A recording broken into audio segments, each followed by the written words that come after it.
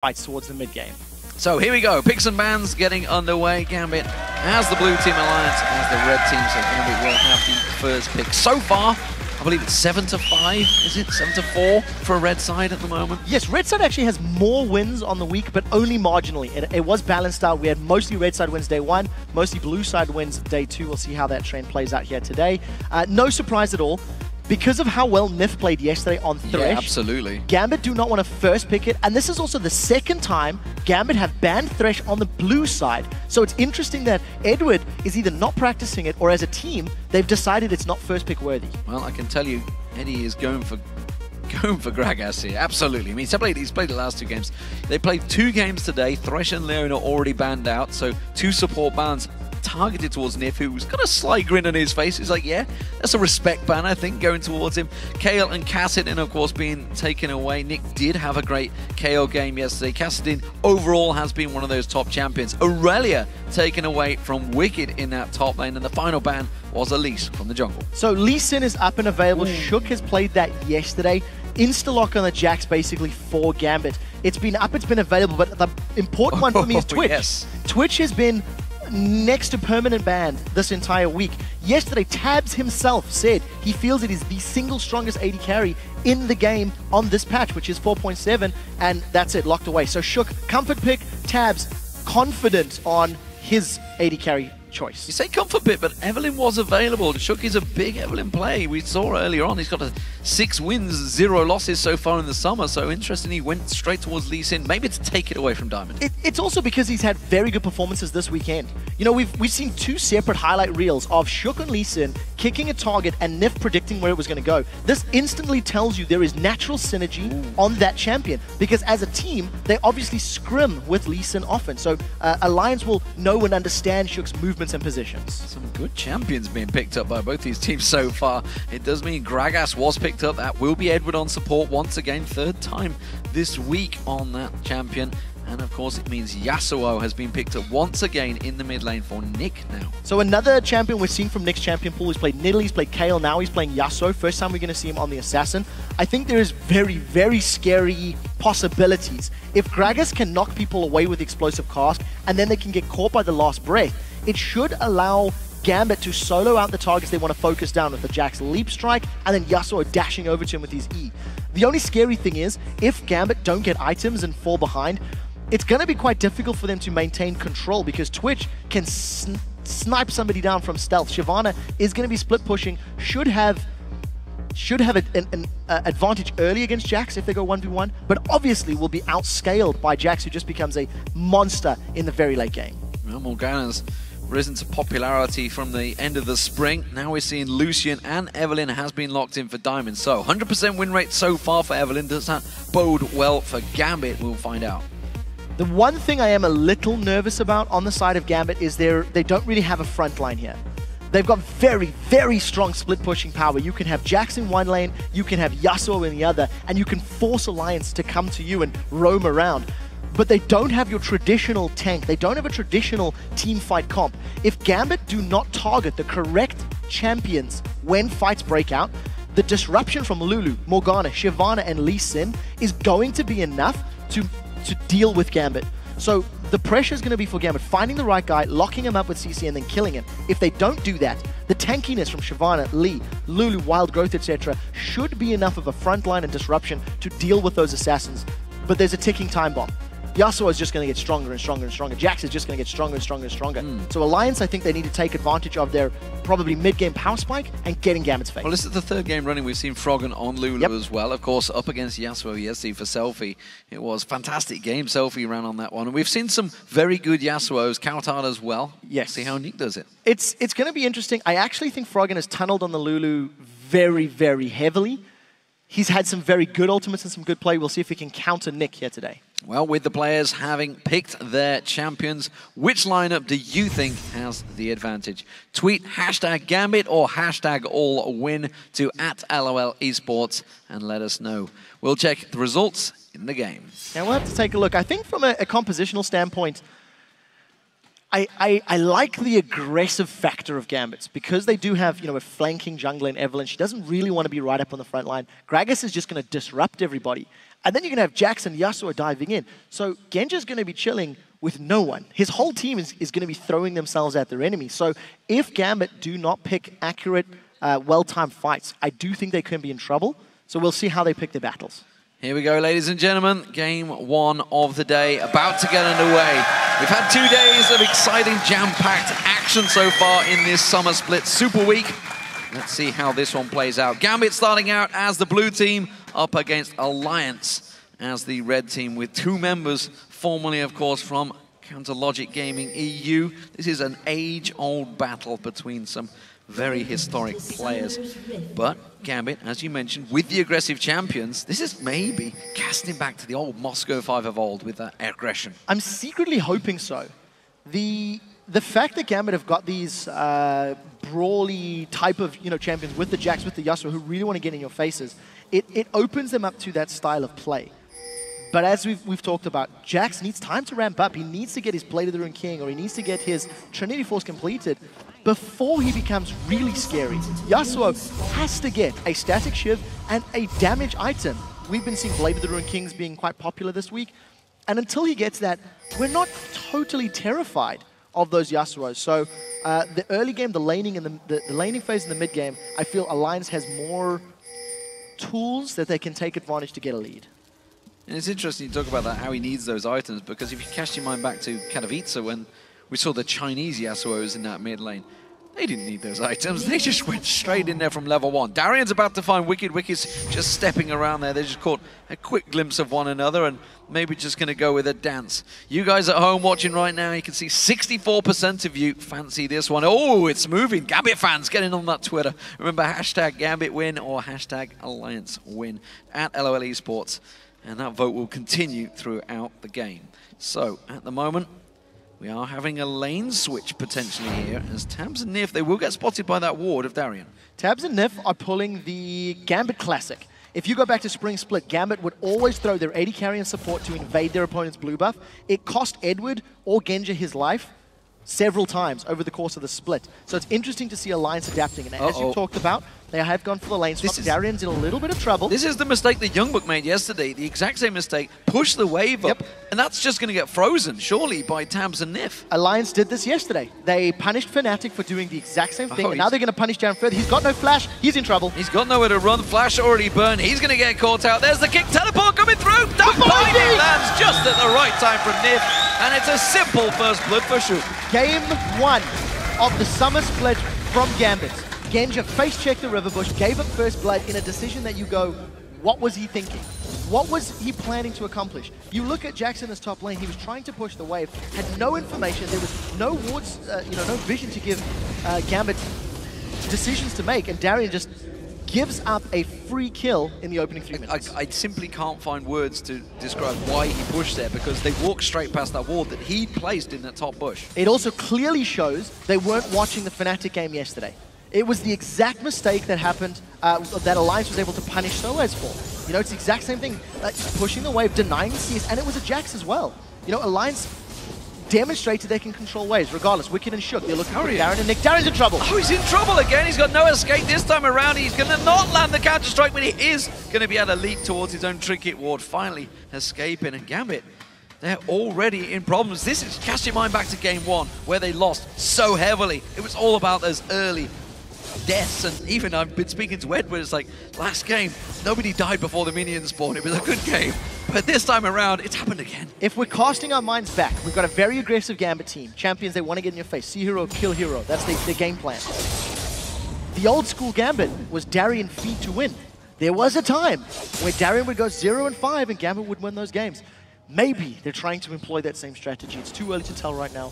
But as it stands, Alliance with an early advantage. I like the fact that Wicked and Shook were roaming. They also did this yesterday against the Copenhagen Wolves, moved around the map, and they didn't lose much CS. They're considering a dive. He doesn't have a ward, and he doesn't have flash.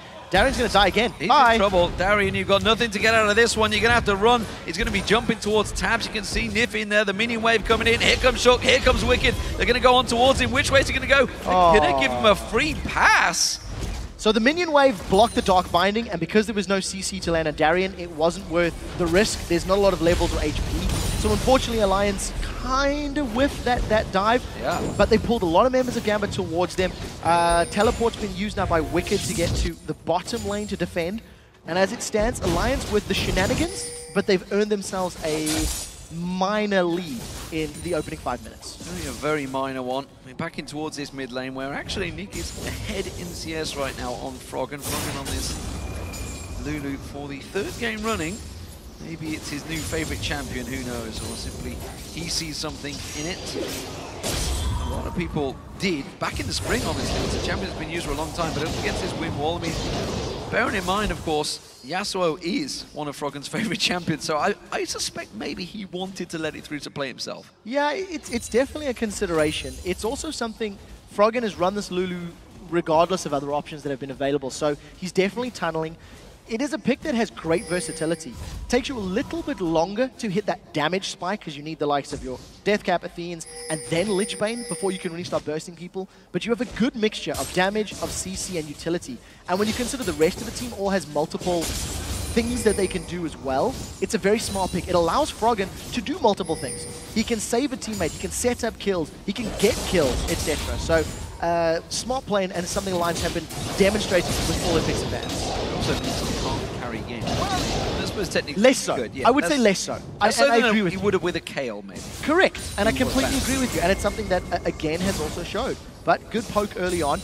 Nick, at the lower levels with Yasuo, does have the option to bully a Lulu. And at the moment, you're just seeing Nick, he's actually defending, or he's denying CS with that wind wall. We've seen it used 3 times while we were spectating that lane. Well, speaking of CS denial, it was, of course, Alliance that did that against Fnatic in last game of the day. They didn't quite manage to get it this time around, though. You can see that Darien has picked up a fair chunk of CS of his own. Had to go back once again, though, so he's back to base in a matter of minutes, just 7 minutes into this game. Windwall working very well for him. Eddie is going to clear out that pink ward that was placed by Shook just a few moments ago. We'll see how the lanes settle, because we've still got this 2v1. Neither Gambit nor Alliance have made a big effort at pushing the towers down. We are on 4.7, so there's that 30 damage reduction on all outer towers, including the bottom lane. And it's actually nice to see that it has slowed down the laning phase to a little more of a 2v1 style of gameplay. Tabs is finally putting a lot of auto attacks down, but I don't think he'll get it this wave. May need 1 or 2 more before he can shut it out. Darren just taking so much damage, so much poke over and over.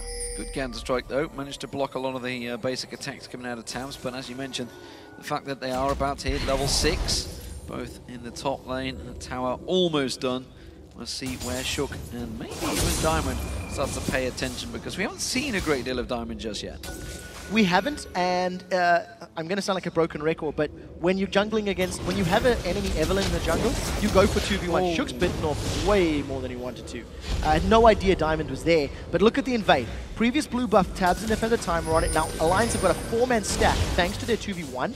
They're not committing fully, because look at this. This has turned into a 4v4 very, very quickly. Nif's on the wrong side of the wall. Yeah, he may have to flash out of this one. He's going to see if he can pull any more aggro. He looks like he may be bait, actually. No, he will flash out. Didn't want any of that one. Simply got sidestepped by a single barrel. Could have taken that damage. So that was a level 4 Morgana.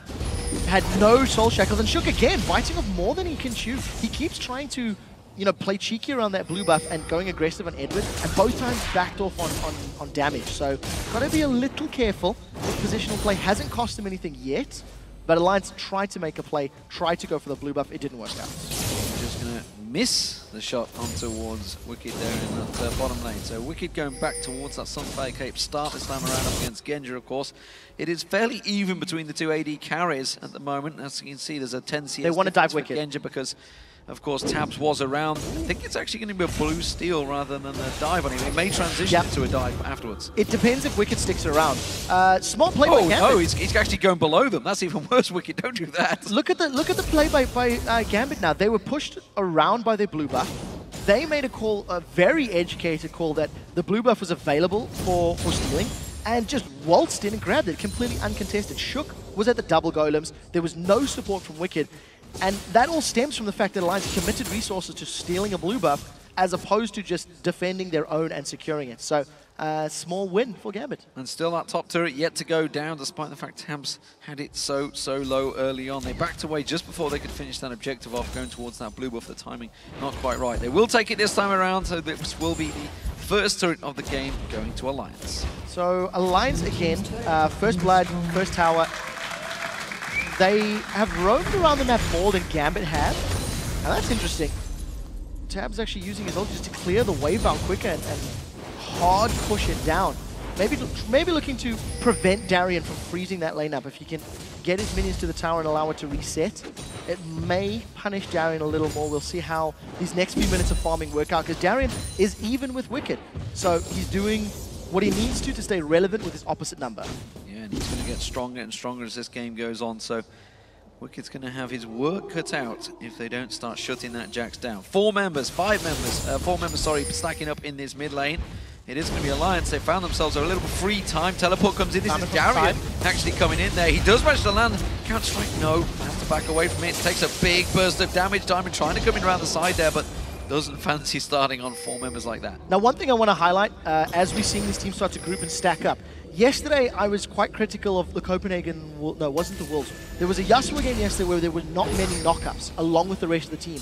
And yes, you can do a lot by yourself, but Nick is going to be relying on Edward ultimates for his primary source of knockups along with his own Q. So it's just there's less tools available for him to create those perfect, ideal, multi-man last breaths. And if Nick doesn't hit multiple members of Alliance in a team fight, once he dives in there, he's in the middle of them, he has, or he will be at the risk of just being instantly shut down and instantly killed. And we should just point out, to avoid confusion, it's displacement rather than a knockup itself. Yeah, correct. Displacement, so it can be a sidewards push and it will be enough for a Yasuo to pounce on, which is of course how that barrel would work out. So, Nick is throwing out that whirlwind, not going to allow the frog and not going to go too aggressive just yet. Level behind actually at the moment, but that will even itself out with this minion wave. And let's have a look around the map. So, AD carries, fairly even, still just that 10 CS difference between the two. Still no Blade of the Ruin King completed by Tabs, while Genji going to force that Bloodthirster. Standard builds for the two. The interesting thing to note is neither support have access to their ultimates yet. We're 12 minutes in, we haven't had completely standard 2v1 because there's been a lot of rotating, there's been a lot of movement back and forth and around the map, and it's resulted in losing XP. Gambit, they made the first objective steal by taking Alliance's blue buff a few minutes ago, and they've got Dragon uncontested. Alliance, they had vision, they had full vision of that, and just simply were not in the same place. So Gambit have got a superior map strategy to Alliance, because every time Gambit has moved, Gambit has secured the buff that they've been looking for, all the objective they've So the teleport is down at the moment. He's had to go back to base. I wonder if this is going to be a hard push straight towards his top lane. It seems like it. Frog and Shook coming around as well. Sniff and Tabs are already there. They're putting a lot of pressure on towards his turret. Darien's going to try and come in. Actually gets kicked back in there. He's going to get stun locked up there. That's going to be enough to take him down. And that's the second kill of the game for Alliance. The rest of Gambit come around.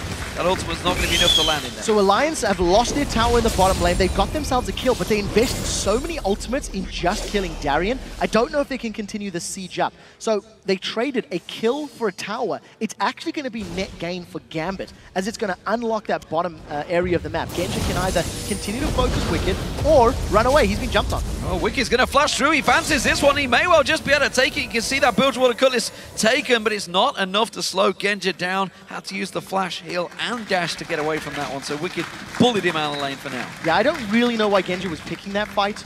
There was very little chance he was going to win with only a BF Sword and Vamp Scepter. But Summoner spell's blown. No flash, no heal. He did get the same flash out of Wicked. Gambit are going to secure their own blue buff. So as it stands, very, very even Stevens in this early game. CS numbers are not anything really to write home about at this stage in the game. And we need to see how Gambit play this one out. Do they want to go for split push? I think that should be the goal. I think Gambit should put themselves in a position where they can have Jax trying to side push a lane and pull aggression towards him, because Jax should be able to 1v1 anybody. Now Nif gets jumped on. That was anticlimactic. Wondering whether Tabs fancies it in the top lane. Is he feeling confident enough? Well, he puts a couple of shots down with simple ambush, but With that Blade of the Rune King, he didn't decide to stealth in and completely go all in. Instead, he's just going to clear out this wave. Big wave there, so no surprise that he didn't go for that one. I really like the synergy of a Lulu Twitch when you're trying to set up those kills. Twitch can come in, stealth up, get the shield from Lulu, and allow a Glitter Lance to land much more easily and much more safely. Once the slow is down, the Rat-a-tat-tat and the Blade of the Rune King slow just allows Twitch to decimate HP bars.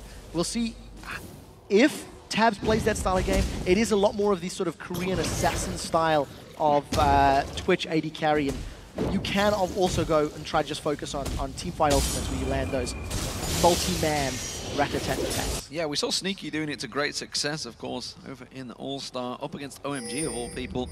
Managed to decimate them in the group stage, only to be countered as they moved into the semi-finals. Nick getting caught out with the Dark Binding from Nif and a quick pull there. Froggen fancied it, actually goes aggressive. You can see the Stealth Rat trying to get in there. That's going to be a good cull-in. Will do a fair chunk of damage on Nif. That was the ultimate used by Tabs as well, but he was not in range. No, couldn't actually connect. That was a very good Glitter Lance from Froggen. They fancy it. He's going this time. Wild Growth bounces Nick in the air. They want to get the finish. This time around, he's going to go aggressive. They do manage to catch on towards him. Darian just about leaps out of that stun. Shook goes very deep on that one. Too deep, in fact. Now Darian's going to get taken down. Eddie's taken low. Diamond's trying to catch on towards him. It's a double so far for Froggen. And that one counter kill from Genja on Shook. Yeah, 1 for 2 at the end of the trade, and that was a very quick reaction from Shook. He jumped into the fight, managed to kick Darian backwards. I also want to note that was a good combination between Edward and Nick for the last breath, but it didn't result in anybody dying. There wasn't enough damage, as we've talked about constantly. So Alliance, they get themselves some kills, they invest a lot into it, and now Froggen's been jumped on. Froggen's going to get pounced on. Has he got enough to try and get away from this one? He's burning down. That red buff will not be enough, and he will back away just in time. Yeah, the key to note is that Alliance keep investing all of their ultimates and all of their abilities to get these kills, but it's not getting them objectives yet. I do think their team will do slightly better in 5v5s in, you know, the 15 to maybe 30-minute mark, but once we start getting later than that, it's going to be very scary once Yasuo and Jax get rolling. So there's going to be a lot of importance on Alliance to make sure Jax and Yasuo are away from Froggen and Tabs. If they go down, yes, Wicked and Lee can do some damage, but they cannot afford losing either Lulu or Twitch the later this game goes. Well, with that 3 kills now stacked upon Froggen, you can see just how much ability power is already stacking out. The other thing's been picked up, needlessly large rod. He's wiping out that minion wave in what I think Freak and Zyrene referred to as the most satisfying gold collection ever, as it just trundles across all those minions with that Glitter Lance. Nevertheless, it's working well for Alliance so far. They have the kill lead, they have the gold lead, and technically, they do not have the objective lead, though, because they are down a dragon, which will be up in a minute's time. And Gambit, are they in a position to fight for it this time around? No teleport for Darian in the top lane. Yeah, Alliance had no position or timing on the previous dragon, so it was, I would go as far as to say it was snuck away from them. They simply weren't in position to contest, even though they had vision, and then they opted not to. So now we do see Genja. He may get towered. Froggen's done it once. He's doing it again. He's going to put some early aggression down, takes a few too many tower hits. Now Diamond's coming down the river. Eddie's making his way down the side as well. Are they going to go in for this one? Shook is, of course, standing by with Froggen. Safeguards in there. Does show himself actually on that middle wall. This is actually a scary position to be in for Alliance because they're split. Yes, Gambit doesn't have their AD carry with them in the mid lane, but if Gambit start going for Dragon, they're slightly tight in that the 4v3 balls in the mid lane will work in favor of Gambit. Now Froggen is about to find himself between a rock and a very, very Russian team. Yeah, 3-2 split. Has to use the Wild Growth to go through. Can he get to his team in time? Wicked pounces through, but we do see Froggen going down. Darian may well pay the price. He's going to get dropped. Now Wicked's going to be the focus target. Nick pounces on towards him and does the damage. Tab's trying to do the rat-a-tat-tat damage from the side, but it's just not enough. And simply put, Froggen got caught out. Yeah, he was. He face-checked, got caught, instantly shut down. Nick held on to his last breath for a very long time, and he only caught Wicked with that. That could have been more detrimental for Alliance, but as we've talked about, because of the front line of that Shyvana and Lee, it took a while. Take a look at how Wicked just keeps everyone sort of clumped together, and the last breath is just about to come in, only catching Wicked, unfortunately, and that just means that Gambit don't have as much damage to close out. Had Tabs been the earlier one, had they got Tabs and Froggen, it would have been even better for them. But again, it doesn't gain an objective for either team. Gambit didn't go for the dragon. but it sets them up nicely to try and get in there. It evens out the gold as well to just 400 between the two teams. Barrels being rolled out from Edward on this Gragas. He's the only one so far in Europe that is championing this hero as a support. We did see it, I believe it was, in the Lone Star Clash by, I think it was Bubba that played it over there. So North America have shown signs of it. Of course, their LCS will be starting tomorrow night. And of course, everybody tuning in that. He got it. A steal from Diamond on the blue wall. Simple smite steal. I mean, smite's not going to be available for this Dragon though. It's not, but they know that Wicked's not there. I mean, top lane Wicked, no teleport available, so another easy Dragon for Gambit. They're going back to Spring Split ways. They're going back to old school Gambit ways of completely controlling Dragon. The problem is, they've lost their mid turret, and now Alliance just need to back up. They can't afford getting locked up or knocked up by this Yasuo. Oh, there is an Alliance team moving across. They want their blue buff of their own. The rest of Gambit are coming in full force. 5 members of them piling in, and there has been smite stolen away by Shook this time. But they're going in for the engagement. Nif actually with the ultimate. Is it going to catch enough there? Wild Growth being used on him. It does stun up Gambit, but Alliance are stuck in a horrible corner position here. They are going to back around. Diamond's looking to flank though. Yeah, he's used his ultimate already, so if Diamond were to go back in, he would be in trouble. Wicked's forced to defend the bottom lane, and Gambit have had very good team fights already in the Dragon and now in this top lane. And because they pushed Alliance away, Gambit are going to grab themselves this mid-outer turret. Nobody from Alliance can defend, and Gambit are going to grab themselves their second turret of the game, and they haven't even lost anything for it. They traded blue buffs. Both junglers, Smite stole that blue buff away. Gambit are going to carry on the pressure. Alliance need to respond, or they're going to lose HP on the inner turrets. Everybody's back, everybody's bought, and they do manage to get themselves back in position to defend that inner turret. Gambit happy with what they've just got. Dragon and a tower overall, as well as pushing them away, counter-trading blue buffs. So nothing too big between the teams. That Dragon, of course, does even out the gold and bring it in favor of Gambit now. And I still like Gambit's chances. Oh, Shook's in trouble. Does manage to safeguard to safety, but the rest of Alliance are still sticking around. Now that Wicked has pushed out that bottom lane to the outer turret of Gambit, it looks like Alliance have done the tango and the dance, and they've caught Gambit on the off foot, off balance, and they're going to secure tower uncontested. It's a really interesting turn of events because neither team has responded to their opponent's aggression evenly. They've been able to take advantage of it and grab their own tower in reply, but they haven't really been able to hold them off or prevent them grabbing that objective anyway. Yeah, this time around there is no counter for Gambit. They have no objective to gain because all of the waves are pushed in Alliance's favor. So Gambit, simply put, have to clear out their own jungle, their own lane phase. You can see there's a big stack in that top, but nobody really going there. You can see Wicked's going to happily go and collect all that gold. Wicked has been the designated side lane farmer for Alliance. He's got 162 CS to 114 of Darren. Darren's been a lot more involved moving around the team with his map, moving around the map with his team, rather. But it is because he's one of the primary front lines. Well, and yet this is a complete contrast to what they did against Fnatic. Of course, they put tabs up against Soaz's Janks yesterday. This time around, they've taken on the advice maybe of their analyst, whoever is feeding them the information, and Wicked is going up against Darren this time around. Although, in terms of items, it is much even. Yeah, he's grabbed himself that Blade of the Rune King as the first pick and now working towards tank. First item was Chain Vest, finished Blade, now working towards, as we've highlighted, most likely a Randuin's is what I'm expecting, but we'll see what he upgrades it to. I do want to touch that Nick, as well as Froggen, have got their key item thresholds. Deathcap and Athene's, and now Diamond, he's going to get slowed. Oh, good flash. Good flash away, but he's going to get caught out by Shook. He's going to follow on through, and he's just running headlong into a rat-a-tat-tat rat, and he will take him down, no problem. Yeah, definitely going, oh, drat, I shouldn't have been there. It's not over yet. Nef and the rest of the team now with the numbers advantage. The smite is not down. If they are going to do, it looks like a Baron bait. I thought they were going to try rush Baron. They do have a lot of damage. 2 Blades of the Rune King. There's a lot of auto attacks that can come out from Shyvana and from Twitch. Oh, look at that. I don't think that pink ward can spot. No, it can't. It's just blocked off line of sight, just slightly off. That is so huge. We saw the same thing yesterday, of course. It was the ward tucked in the corner by the Super Hot Crew up against Rockhat. But this time, well, Gambit are not falling for it. Not this time round. We may see a poke from Gragas. If he throws his Q into the bushes in 4.7, oh no. The barrel roll at the end will give Vision Alliance. They want Darien, and he's trying to get away.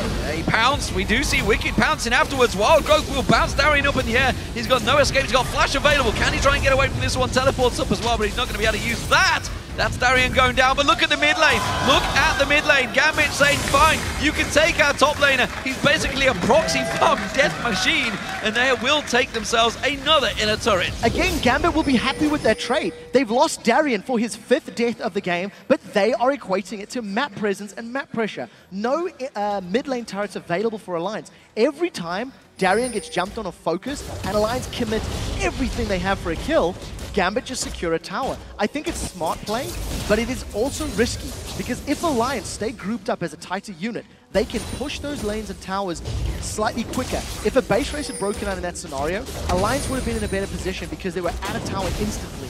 Gambit had to clear a lot of ground to get to the first tower that they can knock out.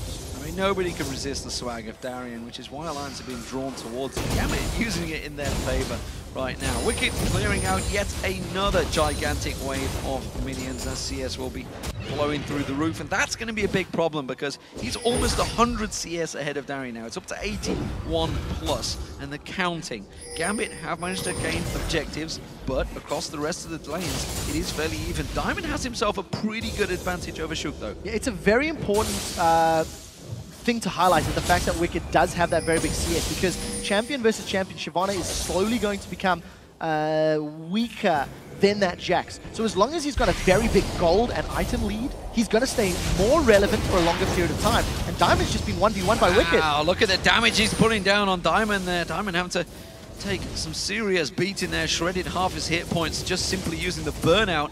Didn't go with his ulti or anything else in there. Did use that play to the Rune King. Dragon is up, but again, it's another turret picked up for free by Gambit.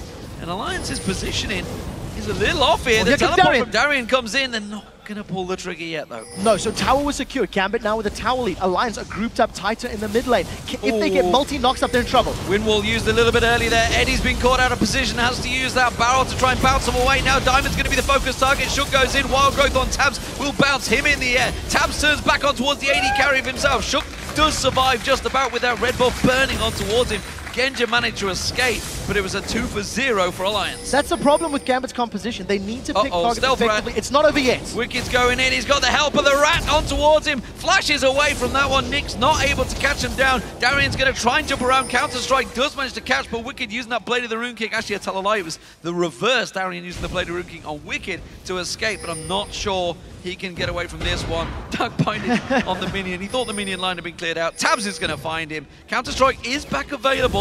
Just know where you're leaping to. Gambit can get Dragon now. If Darien pulls him away, Gambit are going to get Dragon. So yes, great. Alliance got a bunch of kills, and they're going to, get a lot of confidence from this. But Gambit get the Dragon. It's another time that Alliance are chasing kills. Bloodthirsty. I really think they're playing very bloodthirsty this game. It's good. As long as Alliance can keep winning those team fights, it should, in theory, eventually lead to towers. But for the time being, it's not. And now they're going to gank Nick and Genja. Nick may well get caught out. It does get slowed. Is it going to be enough? You can see the culling on towards him. Genja manages to dash away. I think they've both escaped this one. I'm not sure if Alliance can gain the ground. Shook will. Oh, great! A great wind wall block there. He may get kicked in towards the team, though. Nick, it soaks him sideways. Actually puts him out of the dark binding. And, well, he goes straight in with his ultimate. May as well try and make something out of nothing. And it does mean he put a lot of damage down on that Alliance team, though. Well, Blade of the Rune King, as well as Static Shiv and a BF Sword, Nick is hitting the scary point. We touched on this about 6 minutes ago, that he had his core items, and Wicked, I don't know if they can chase each other. Oh, it's not over yet. Maybe it is. Right. Item thresholds hit.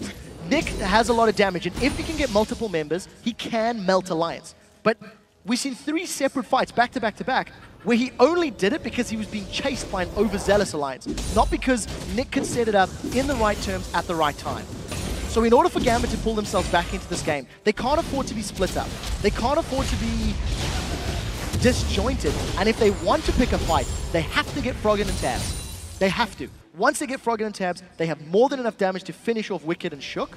But if they don't get Froggen and Tabs early on in a fight, it's just going to get turned around. And while it may look great on the board of having 11 kills to 3, you can see looking at the carries, everybody 415, 107 for the AD carry, 008. The fact is, you're letting the Dragons go every single time. Gambit have kept themselves in it, and it's just a 800 gold lead is now stretched to. Darien, once again in the top lane, may get focused by Alliance. Alliance are down 3 Dragons, they are down a tower. And every time Gambit has made inroads into Alliance's half of the map. It's deeper than Alliance has moved on Gambit's side of the map. Alliance haven't touched an inner turret from Gambit in 15 minutes. They're on one now. And we'll see if they can, we can see if they can shut it down. This is just wicked split pushing, which is great. And the rest of the team is trying to make a play. We touched on how it looked like going to camp Darien, and typical, as I'm talking about, they make a play. But this is the first time as a team they've got into Gambit's territory, and it's resulted from split pushing, not from team efforts. They've been chasing kills as opposed to chasing towers. And maybe that's what they've suddenly realized, is like, guys, we're not actually making anything from this one. Pink ward will get cleared out, and that's Alliances. They will not clear out that ward, and actually they're a little out of position now because Gambit have themselves a minion wave and 5 members all pushing straight towards that inhibitor turret. You can see the culling coming out, putting damage on towards Nif. Alliance is well out of place. They are, but I think Alliance should be able to defend this. There's not enough minions to really worry about, and the wave clear from the burnout as well as that Glitz Lance is very powerful. Instantly countered. Yeah, wicked clear that wave, no problem at all. Gambit having to rotate around. Blue buff has spawned though, so that's going to get stolen away. What was great is Wicked back the moment he got the tower. Now the rest of Alliance are moving down the middle lane, and it looks like Gambit wants to engage, but again, they're split up. Diamond's not with them. Diamond is one of the primary disruptive champions who's got to be in and amongst Alliance for it to work. And we're just back at this map tango, with both teams saying, where are you weak? Alliance are probably going to look to come behind Gambit, and if anyone is slightly out of position, I think Alliance are going to commit. Darian's off to the side. Alliance are just thinking, you know what, you want to fight? Come at us. We're going to keep pushing in that mid lane, clearing out that wave, and they're just having that little tango positioning around the Baron pit area once again. They keep trying to set up for this kill in the bush, and Gambit are not interested in it. The synergy between Alliance's team comp is why they're feeling so confident. They can do a lot as a 5-man. Edward is in trouble. Eddie's going to be the focus, but it's got that belly slam to just dash away. This time Gambit are actually caught in between a minion wave, which they're going to clear out themselves and push in. They have a big wave in that top turret right and bottom. Oh, Wicked's caught. Wicked caught out, but I think he's the one that wants to go in. Pounces in there. Wild Growth and a gigantic black shield on towards him. But look at this. Darian pounces in towards him. Wicked's going to drop down. Nif is in all sorts. They're going to manage to get 1 kill apiece. 2 kills now towards Alliance. Shook's going to try and get on towards him. Safeguards on Nif. Keeps him alive. Diamond has to back away. Eddie's going to get caught out. Shook on towards him now. Genja is still safe, though, off the side. You can see Eddie's going to get pursued. I think he may well go down, but again, Alliance chasing those kills. He gets punted in towards Frog, and that will be the death of Eddie eventually, unless he can sidestep. No, he will go down. Oh, that's going to be Poison's got him. Poison's got him. Yeah, at the end of the day, Poison gets him. Alliance 4 for 1 with a much better team fight. This is what we talked about. Because of the synergy of the champions, the fact that all of Alliance's abilities complement their teammates, it gives Alliance a superior team fight. Wicked just straight up jumped in there. 1v5, he had the black shield, he had the wild throws. Look how this fight starts. The moment they're like, look, we can win this. Wicked dives back in there, instantly gets the wild growth. He's got a very big slow that he's applying to everyone around him thanks to Froggen's ultimate. Unfortunately, Froggen was forced to flash away because he was a little overextended. And because Gambit just don't blow somebody up, they can't win the team fight. They're all damage dealers. They don't really work that great unless they all hit multiple targets. And unfortunately, Nick and Darian just didn't have the burst and the cleanup power to take Alliance down. Alliance now on the Baron. They have a lot of their ultimates available, so Gambit are going to be hard-pressed to defend. Despite a 4-1, it was definitely a messy fight, that's for sure. Darian looking to maybe try and land one of those big counter-strikes. Instead, he goes in towards Frog and gets bounced away by the Wild Growth. Nick goes in. Is he going to get enough damage down? Shook was the focus target. The Baron still putting some of that poison stacking damage down on towards them. And now they've actually left it open for Gambit, who will willingly go in towards that Baron pit. They're keeping it low. Now, Baron hasn't had a chance to regen, but Tabs is on the front line. Edward is trying to zone. Keep your eyes on the Baron as well as Rat-a-tat-tat. Darian's in trouble now. Rat-a-tat-tat going down. Diamond's the one that's actually taking the big chunk of it. They've still kept that Baron in target. Now it's going to turn on towards him. It's not low enough for anyone to engage in it. Both these teams are in a dangerous position. It's very scary indeed. Baron is now regenning. It's back up to full health. This should be the reset factor. This should be the fight being reset. Nick, I don't know why he would go in. He knocked up only Shook and Nif. I guess it does push Alliance away. It put them in a defensive mindset, and they didn't want to run the risk of losing team members, so they instantly backed away from Baron. But he needs to hit Froggen and Tabs. Those are the targets. And thanks to all of the drama and all of the fighting, Gambit are back on another dragon. Genja, who is always outside of the fight, will happily take this dragon away. Safe for now, and that's There's another dragon going Gambit's way. Every single dragon so far, 4 out of 4 going their way, which is what's keeping their gold up there despite being 15-4 down in kills. Gambit need to stop playing the map game, I think. You know, Wicked has been doing a great job at pushing the side lanes. He's actually got an uncontested tower in that bottom lane. If Gambit can force Alliance into skirmishes, force them into smaller groups, they can use their very strong champions. Darren's been caught out. We'll see if they can pick up a kill, but it's going to be tough. Now, we'll just leap away to Nick. And he's safe once again. Look at this. Baron set up once again. They're going for it. Yeah, Darren does have teleport though, so as long as there's a ward in the pit, Darren can join in the fight. He's going to back and heal. The rest of Gambit are moving towards the pit. Again, look for the knockup, the cast from Edward, as well as the last breath. And here comes Darren! Ooh, that was fast. A very speedy Darien with home guard boots, but he didn't find his target, didn't get close enough. I think wards will get cleared out, and the Baron is just chilling, wondering when he will eventually go down. Ladies and gentlemen, Summer Split, Day 3, Game 1. Baron Dance is real. Again. Baron Dance is on. I think we have to, somebody has to make a t-shirt. EU LCS, #1 Baron Dance technique. Alliance have been starting it. Alliance have been forcing Gambit to come to them. So in theory, Alliance are in control of the dance somewhat more. They are leading, as it were. The only problem is it hasn't equated to much. They've won one Baron fight. They haven't got the Baron. They've been pushed away from the Baron. And Alliance is still struggling to hold on to control of this game.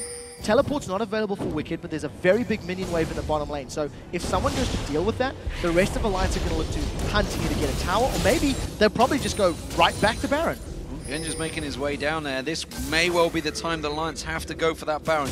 He's going to show himself now. Uses the cull in. They have to start out the Baron up quickly, and they will. Wicked's going in towards it. The rest of Gambit trying to move in behind them. They have to delay them as quick as possible, but Alliance are aware of this one. They will land the Dark Binding on Edward. He's actually caught out. They do manage to pounce in. Wicked using that Ranius, trying to get the bounce on towards Edward again. It's the only target. It's a great explosive cast to force them away. And this time Genji has got back in. Eddie does go down, but is it going to be enough? Darien with that counter-strike's not going to stun out anyone because he had the black shield down on towards him.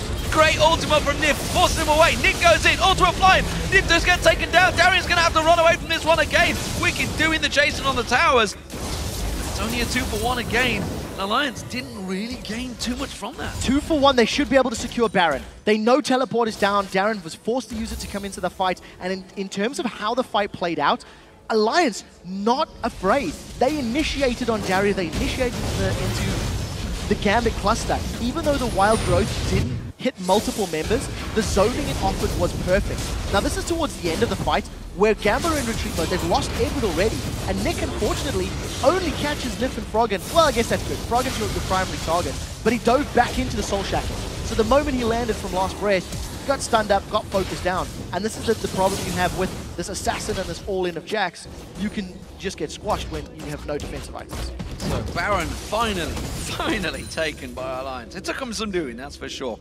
37 minutes gone in this game, 17-5 in Alliance's favor. You'd think they'd have full control over this game, but don't count your chickens before they're hatched, because Gambit are not done yet. They've taken 4 out of 4 dragons so far, with another one available in a couple of minutes' time. They can go for the next one as well. But Alliance, with this Baron buff, have to start taking objectives. The other thing is, Darien hasn't even hit his final form yet.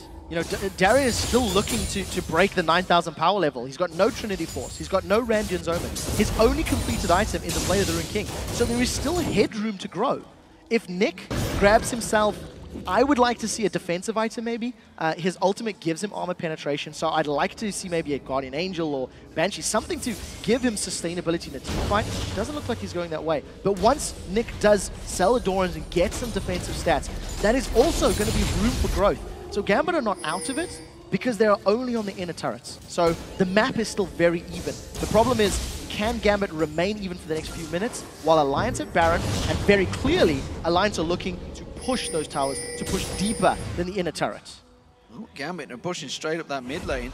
Alliance are just going to go for it. They cannot face a base race. This is a Baroned up Alliance they're going up against. Teleport from Wicked is going to try and stop all 5 members of Gambit pushing in there. They're all backing off, actually, and that's going to surely give this inhibitor turret to Gambit. It is. Wicked needs to knock them away. Use the Dragon's Rage. Your team is there. They've lost the tower. Now he's going to go for the fight. Collects up 4 members. It's a good ultimate coming out there. Wild Growth bounces him in there. Froggen gets quickly shut down, but Gambit are falling like flies as Tabs comes in, rat-a-tat-tatting his way through and picking up a triple kill. It was an easy cleanup for Alliance. That was way too easy. That's going to cost Gambit an inhibitor if Alliance continue down this middle lane.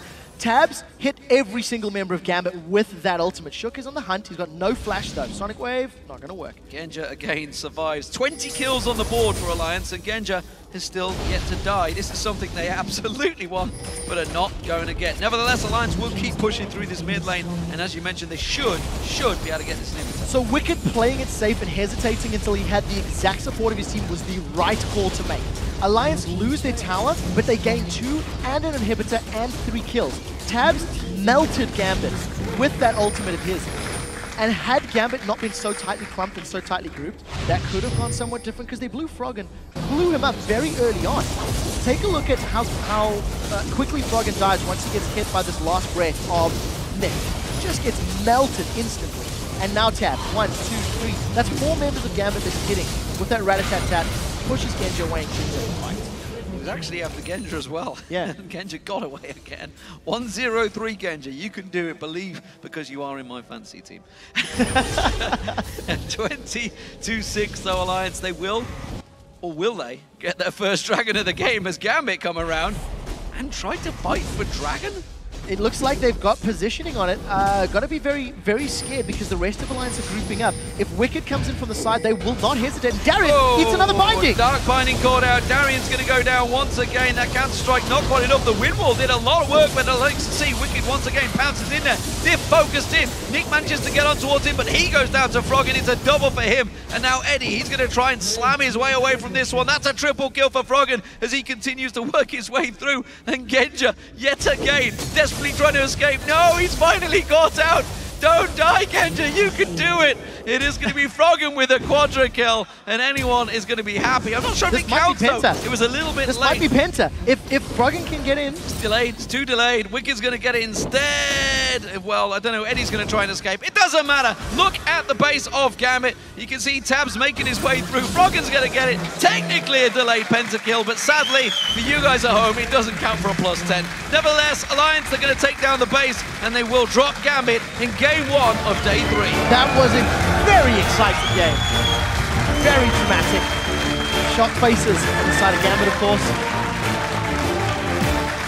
It was, I would say, somewhat controlled. There were some very, very sloppy team fights in there towards that mid-game. Both Alliance and Gambit could have come out differently, Ian. As you mentioned, there was a couple of times where Nick's ultimate, as we saw yesterday from Kautar, it doesn't land on the right person, and it's tricky when you're setting it up yourself. It's quite easy to sidestep because you know that it's going to be coming.